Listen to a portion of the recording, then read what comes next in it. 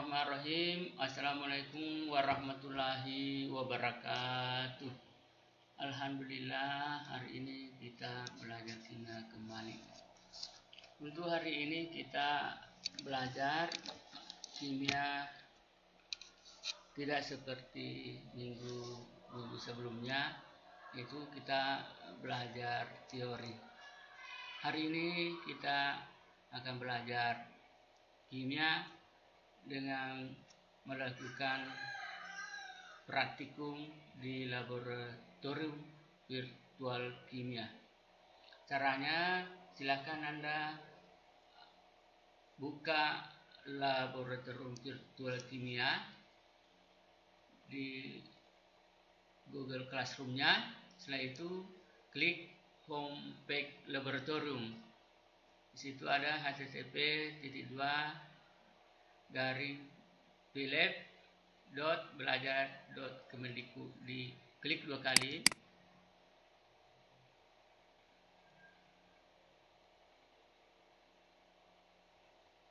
Selanjutnya akan terbuka laboratorium Maya. Laboratorium Maya ini banyak praktikumnya. Kita harus buka selengkapnya dengan lihat selengkapnya. Inilah yang terbaru. Untuk materi kita di kelas 12 di MIPA, sifat koligatif larutan, yang kita harus perhatikan yaitu titik di larutan ini, kemudian titik beku larutan, kemudian tekanan osmotik. Caranya untuk praktikum, kita klik saja titik di larutan.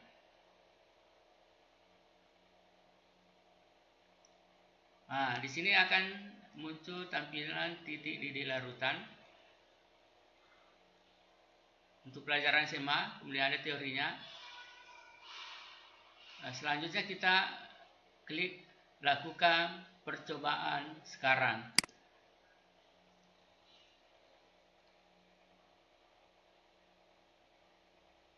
Maka akan muncul ini. Ini ada pelarut air, kemudian ini adalah zat terlarut. Zat pelarut itu ada banyak macamnya. Silakan Anda coba nanti, ada air, ada benzena, ada karbon tetraklorida, etanol, kloroform, kemudian karbon disulfida.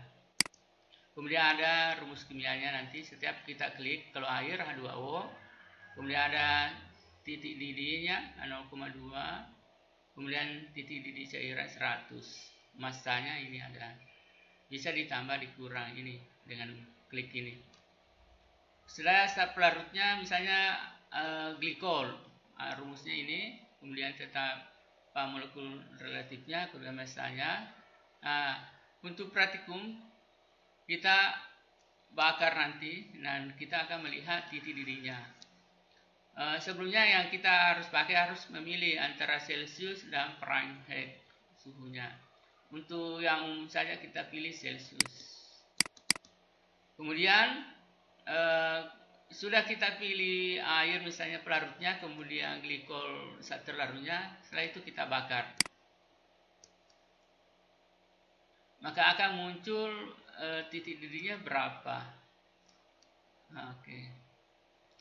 Air 600 gram masanya, kemudian untuk glikolnya 62.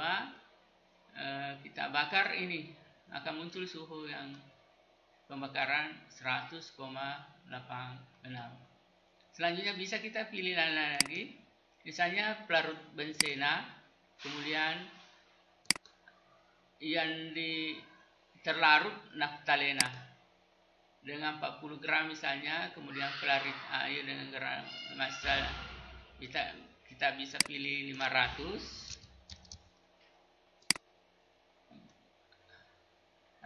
atau 490 saja. Kita bakar, nanti akan muncul di sini titik didih ini 80,14. Selanjutnya bisa Anda pilih sendiri cat air atau pelarut air atau pelarut karbon tetraklorida, kemudian bisa dikombinasikan dengan zat terlarutnya apa saja ini. Kemudian setelah itu Anda bakar, maka akan muncul ini. Jadi silakan dicatat saat terlarutnya, pelarutnya apa, kemudian berapa masanya, kemudian Anda catat titik didih larutan muncul secara otomatis. Nah, ini untuk percobaan titik didih. Selanjutnya untuk percobaan titik beku. Nah, kita klik ini. Lakukan percobaan sama tadi, titik didih, titik beku akan muncul, kemudian ada muncul juga ini ikon lakukan percobaan sekarang. Silakan Anda klik.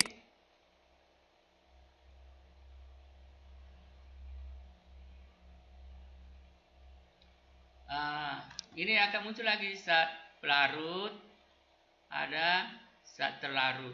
Kita pilih misalnya air, kemudian terlarutnya glikol, kemudian kita dinginkan. Ini dinginkan, akan muncul ini titik bekunya minus 3, 0,9. Selanjutnya kita pilih pelarut etanol misalnya, kemudian pelarut saat terlarutnya gliserol. Kemudian kita dinginkan, akan muncul titik bekunya kemudian beberapa saat. Ini ada minus 151,22. Silakan Anda pilih saat pelarut, ya, ada banyak pilihan. Kemudian saat terlarutnya juga banyak, bisa dikombinasikan. Setelah itu klik pendinginan, akan muncul sendiri. Kita pilih misalnya pelarutnya kembali air, kemudian terlarutnya misalnya asam hipoklorik, kemudian kita dinginkan. Ini muncul minus 3,13. Kalau misalnya air pelarutnya kemudian natrium klorida, ini minus 4. Nah, inilah selanjutnya Anda sendiri yang akan coba dan catat semua hasil yang dikombinasikan. Selanjutnya kita pindah ke percobaan selanjutnya. Kita pilih tekanan osmosis. Ini akan muncul begini ya. Ada teorinya, kemudian lakukan percobaan.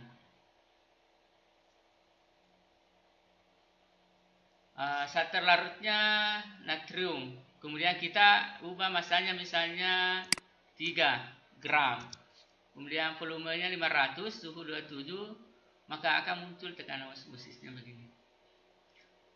Misalnya kita pilih kalsium sulfat dengan massa 20, kemudian volumenya kita bisa pakai 200, kemudian suhu ini akan muncul tekanan osmosis otomatis. Bisa kita lihat di latihan soal ini, saat memiliki 40 masanya, kemudian jika massa yang dilarutkan 1 gram, berapakah jumlah molnya? Nah, itu bisa juga kita lakukan percobaan. Inilah yang akan kita lakukan hari ini, yaitu percobaan titik didih larutan, percobaan titik beku larutan dengan tekanan osmosis. Setiap langkah-langkah Anda dicatat apa yang mau diukur, kemudian catat hasilnya. Mudah-mudahan ini bisa membantu untuk memahami teori sifat koligatif larutan, khususnya titik didih larutan, titik beku larutan dan tekanan osmosis. Mudah-mudahan bermanfaat. Silakan mencoba. Saya akhiri dengan ucapan Assalamualaikum warahmatullahi wabarakatuh.